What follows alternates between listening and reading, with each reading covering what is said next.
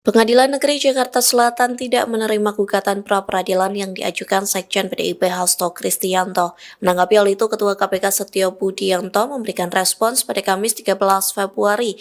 Dikutip dari Kompas.com, Setio mengatakan putusan hakim membuktikan bahwa tindakan penyidik menangani kasus Hasto sudah sesuai aturan yang berlaku.